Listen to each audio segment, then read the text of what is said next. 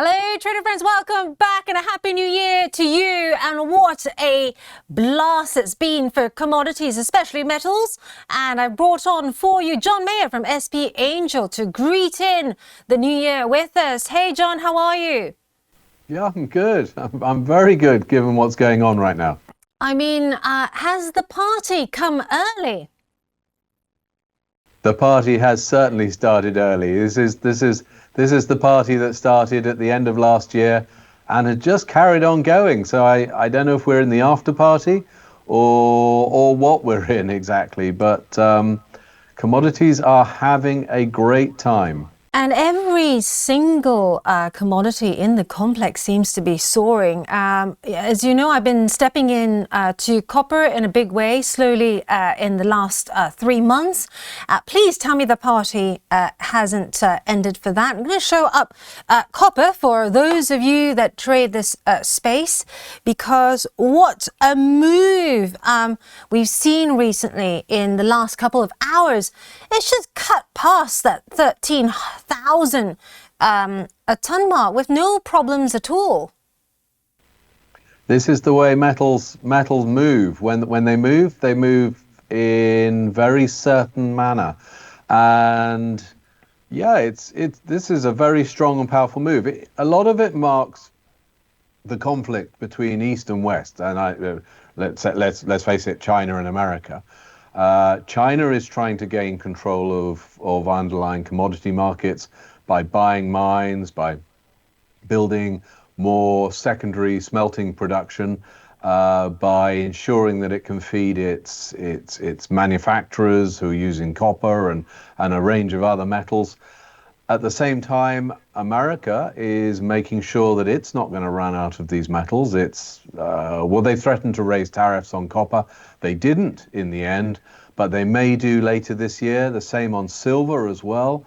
So a lot of physical metal is being pulled out of other markets and into the United States by traders who are hoping to gain from those premium tariffs when they come in, or the premiums because of tariffs. And so there is this tension in the world that is pulling prices higher. At the same time, we've also got expectations of strong demand from, data centers, and also to fuel this artificial intelligence boom. Any signs of that cracking, that thesis cracking in your view? No, that this is something that is very much set. There's no breaking of that. Right now, AI is still very popular with investors. It's still very popular with the companies with the big bucks to make it happen. And I'm not hearing that anybody doesn't want it to happen. Now, there are some concerns about what it does to the jobs market. Personally, I think it's going to enable everybody to work better. I mean, sure, there'll be a little bit of reorganization, as there must always be when new technology comes in. But if you think about it, this is akin to the internet. When the internet came in, I don't believe people lost jobs when the internet started to be widely used. In fact, if anything, it has created jobs. It's been a positive thing. And I think AI is going to be the same thing going forwards. It's going to enable everybody to be more productive and do a better job. And I think that will create growth in itself. And any country or economy that doesn't want to use it is going to get left behind. John, much of the surge as well last year, sorry to interrupt, came from EVs and the growth and demand for that. Is that going to potentially start to plateau now? I mean, we know that China just had some analyst friends come back from there, and they said the first thing you realize when you wake up in China is that it's so quiet, because it's not just the cars, but everything is electrified, through the scooters, the bicycles. It's a different kind of noise. Sure, you don't get the noise of the Ferraris racing around, and I think we'll all come to miss that in future years. But there is still noise off the road tires, off the bits and pieces that vehicles have. But you're right, it's definitely a quieter town to live in.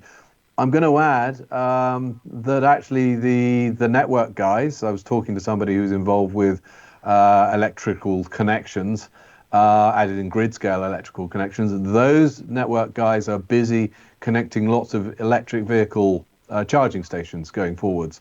So data centers are a big one, but let's not forget there's certainly a lot of charging capacity in the UK being installed, and I believe this will be the same thing around the world. Everybody is gearing up to go more and more electric and less diesel. It's a little bit different in the States because they generally have bigger distances to travel. And if you are traveling larger distances, then electric vehicles are still struggling to get there. I noticed there was also some interesting stats on accidents. So people in hybrids seem to have more accidents than people in pure electric vehicles, who have the lowest number of accidents. And the gasoline and diesel guys are somewhere in the middle. So if you're driving an EV, the chances are you've got a more safe and secure vehicle, believe it or not. Are you are you trying to trigger me? Because you know that I am an EV driver now. Unwilling, although it is absolutely more, it's got more bells and whistles to keep me on the straight and narrow, as it were.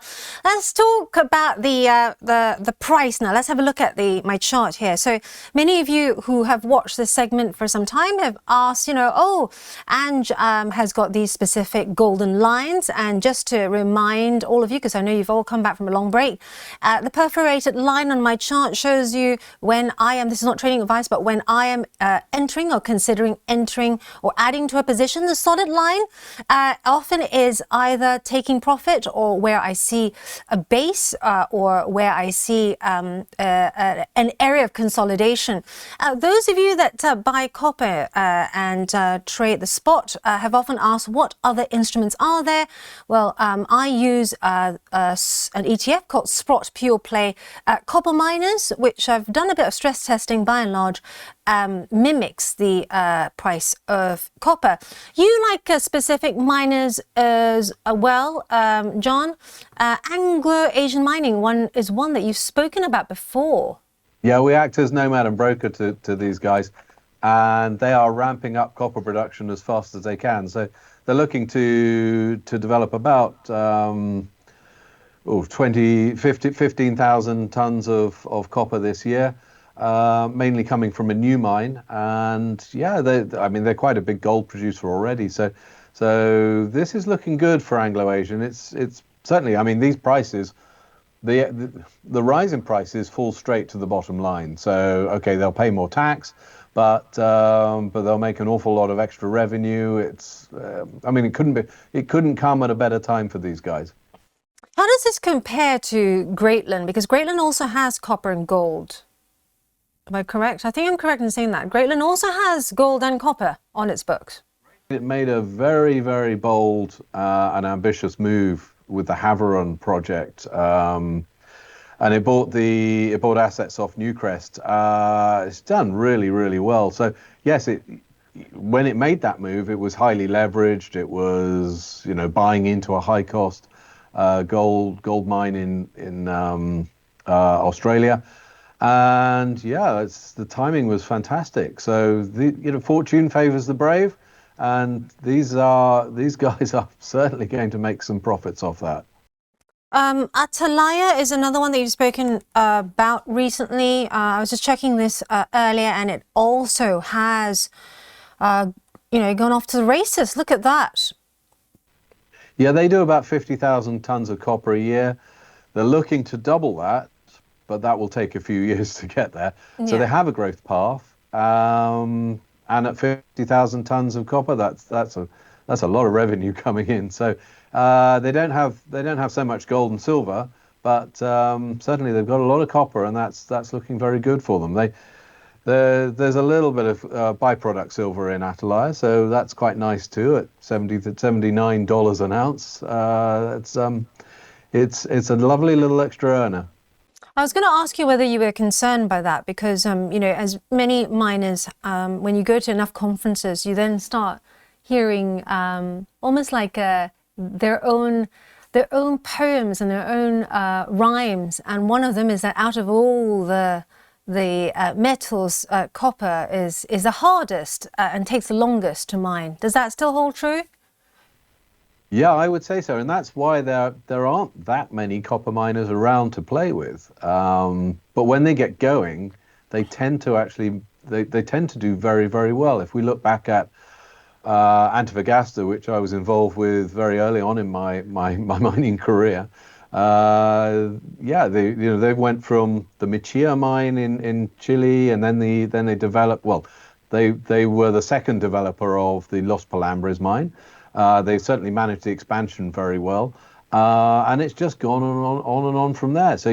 I remember the days when the market value was just it was just a tiny, tiny little company. It came out of the old FCAB railroad company in Chile. Possibly the oldest stock on the London Stock Exchange. But back in the 90s, it was a tiny little business, and now where is it? It's about 8 or 9 billion pounds of market capitalization. If you bought that in the 90s, you'd be doing very, very well indeed. So these are companies that you buy and hold.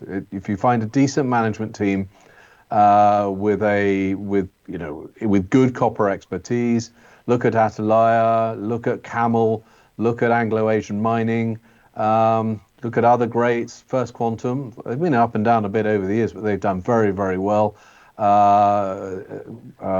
Ivanhoe Mining as well, another good one. Okay, they're not all listed in the UK. Lundin Group, another excellent copper miner. So they do, when you get hold of these companies, you treasure them and look after them.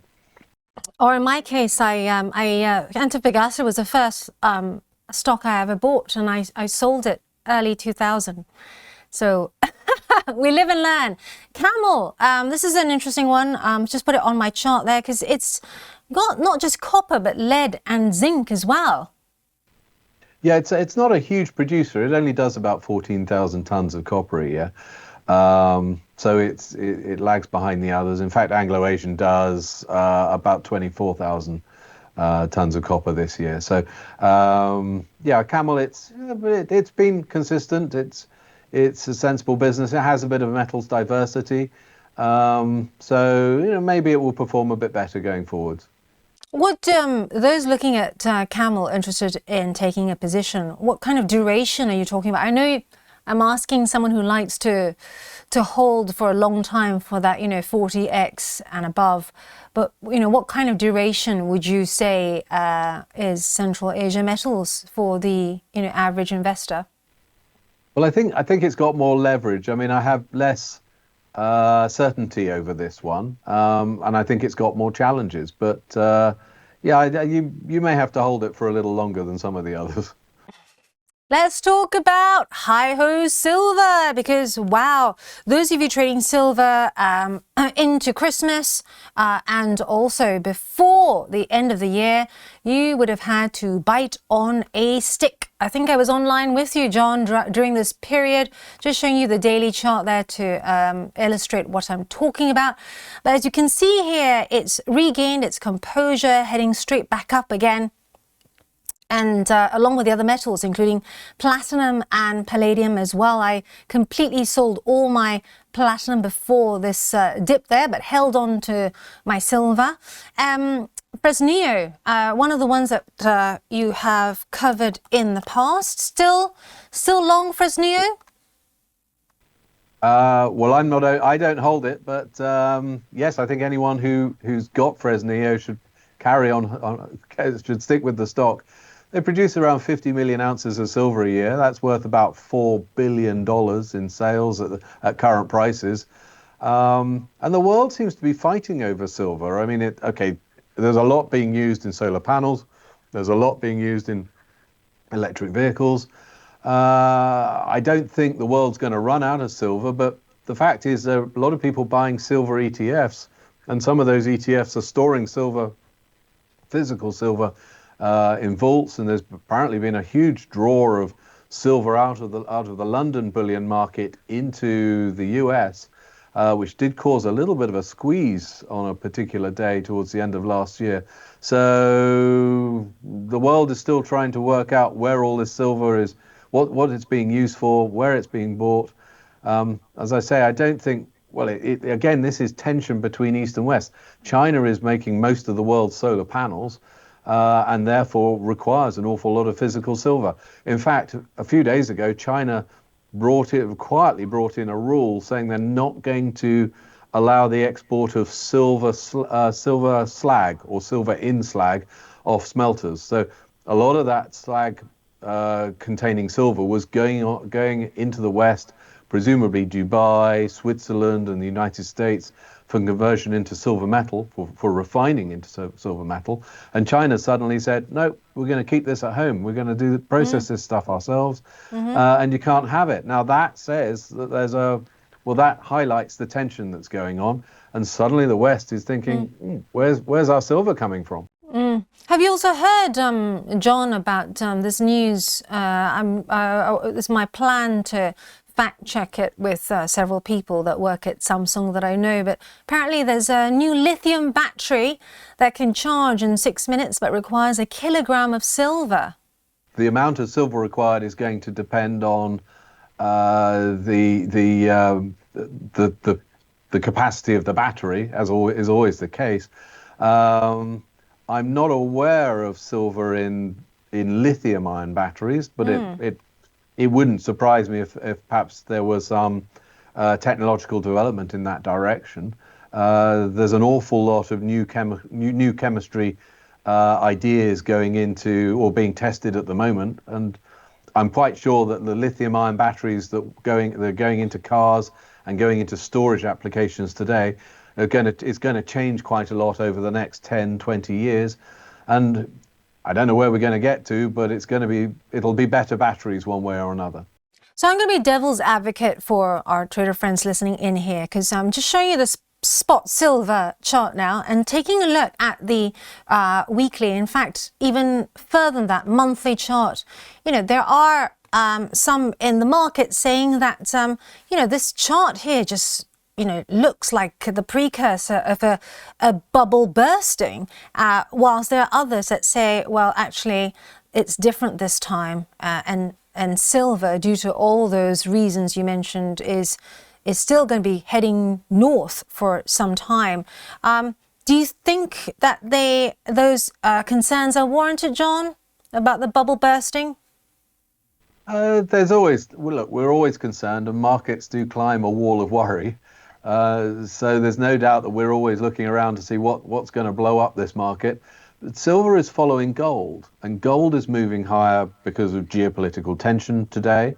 It's going higher because the Chinese have decided they'd rather hold gold in their central bank than US dollars or US treasuries.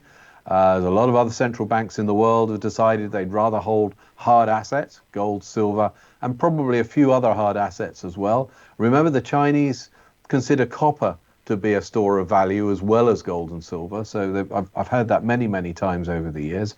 And I don't know if the central bank holds copper, but other people certainly do. And they have the State Reserve Bureau that no doubt is buying in more and more metals. And probably if the Chinese State Reserve Bureau is buying in more, I would expect the American DLA, Defense Logistics Agency, to also be stockpiling on whatever it can get its hands on right now. So, as I say, there is this tension between East and West. It worries me that the European Union is going to get a little bit left behind and left out. I'm not even sure if they've got a budget for stockpiling these critical minerals. They seem to spend most of their time employing consultants to look at things. So let's hope that Europe doesn't get left behind. And of course, there are a whole bunch of other nations too that are going to want to make sure they're not left out. So we'll see where we go. Let's take a look at something that I've been personally looking into recently. Many of you who follow this series and segment will know that I like doing a bit of experimentation at the weekend. And so I had a, don't laugh, John, but I do own a soldering iron.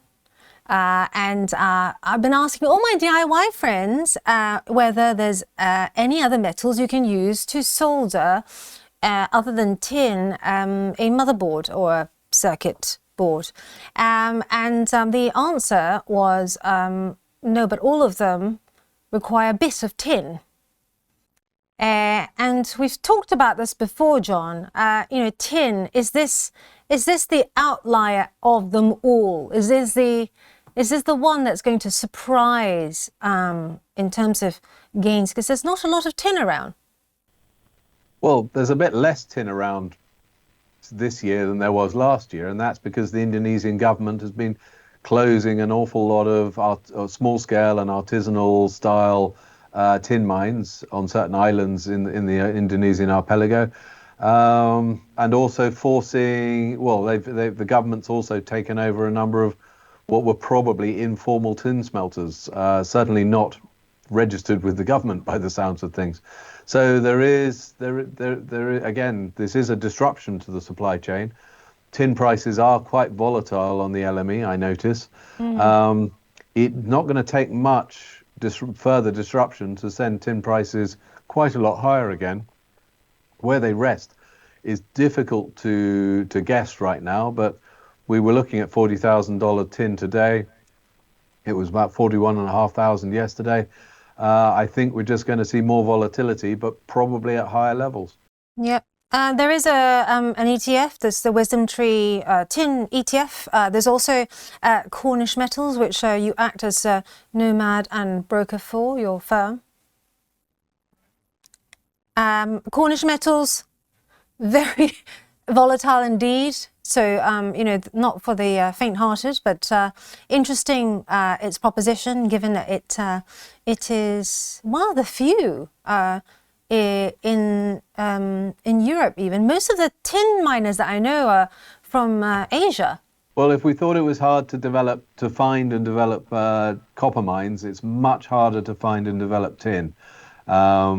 Unless you're in somewhere like Myanmar. Unfortunately, the tin resources of our world are not located in great locations. I mean, you've got Andrada, who've got some low-grade tin in Namibia. That's a good place. And quite good ambitions, but we're not sure how they're going to get to 10,000 tons a year. They're doing just over 1,000 tons. Cornish Metals looking to do 4,700 tons. Let's call it 5,000 tons when they get going. Yes, the capital costs went up a bit last year, and that did disappoint investors. But actually, the project economics look really good. And I'd much rather they built the project properly and nailed the costs down. They're going to be certainly in the lowest cost quartile of tin production when they get this thing up and running.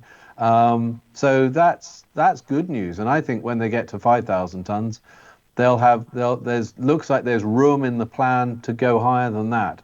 And that's the sort of thing we like to look for as analysts. We like to look for companies that are not going to disappoint and companies that have expansion potential. And certainly there's no lack of tin resource in Cornwall. And I'm thinking, well, maybe Cornish tin will be one of many new shafts that are developed in the Cornish region, because demand for tin is not going away, and we're not sure where new resources are going to come from other than Cornwall. You talked about Alphamin Resources as well. I've got that chart. It's looking very attractive indeed. The price action seems to have a very nice trend there, bouncing above the 200 and the actually it's the 50 and the 50 and 100 EMA there, and it seems to have quite a good rhythm recently, obeying that trend from the 7th of August onwards. When it comes to tin, Alphamin is the key listed stock. Certainly in Western markets. There is Yunnan tin in China, but Alphamin has the highest grade tin deposit in the world. The problem is it's in the Congo, it's in the DRC, and it's quite close to where the M23 rebels operate. They've captured Goma, the town of Goma, a while ago. They've been expanding their territory. They're not too close to the Alphamin mine, but the guys at Alphamin are always on standby to pack their bags and get out of town, just in case the M23 rebels head in their direction. Oh, interesting stuff. Some questions. Yeah, I know you're about to go traveling soon, because I know February is your traveling month. Please don't go near to the mines over there, John. We have questions from our trader friends and, of course, our investment community as well here at IG, asking whether you can talk about platinum and Sylvania. Seems to be going from strength to strength, says one of our clients. What are your thoughts on them and the commodity?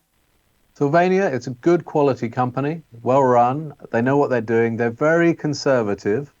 And yes, I would expect them to be quite a solid producer. So the higher platinum price is definitely good for those boys.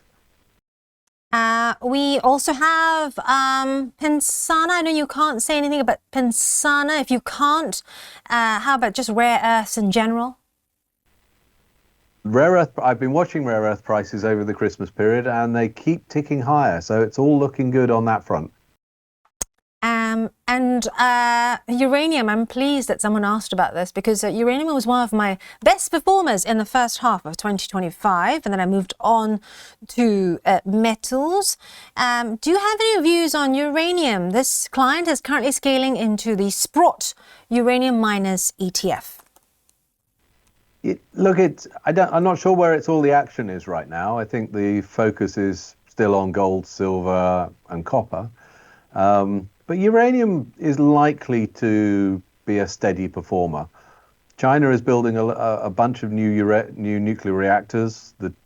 The Japanese are turning on reactors that were closed after the Fukushima disaster. Western planners are planning a series of small modular nuclear reactors. They'll take some time to come back in or to come on. So the world is going to need more nuclear power to balance the issues to do with wind and solar, which are not so consistent. And in the absence of any other, more consistent renewable baseload power, I mean, there will be more battery packs coming in, but it takes time to make those batteries and then install those grid scale battery installations. So there will be more uranium demand. There will be more production from wherever, but prices will probably go up in the process. And last but not least, I know you've got a very busy day. Thank you so much for all your time, John. But loads of people asking, so I'll just make that one question. Those watching saying, we've just been in tech, we've missed out, and we weren't in metals last year. Are we too late to the game? Are we too late to the party? Well, the metals have made their moves, but a lot of the underlying equities have only just started to get going. So I think, there's so many investors that buy ETFs these days, or they buy an ETF related to the metal, or they buy an ETF related to a sort of an index of underlying stocks, but they're not buying the underlying stocks very much. So there are definitely opportunities within those companies, within the Anglo-Asians, the Cornish Metals, the Atalayas of this world. And I think that's where the money's going to be made. Thank you very much. Right, you heard that here first with John Meyer from SP Angel. If you have not yet taken a position in metals, look at the miners, because this will give you another entry point. Thank you so much, John. And Happy New Year to all of you, and to you as well, John. I hope you have a wonderful hunting season this year. Whatever you're doing, may the odds be stacked in your favor.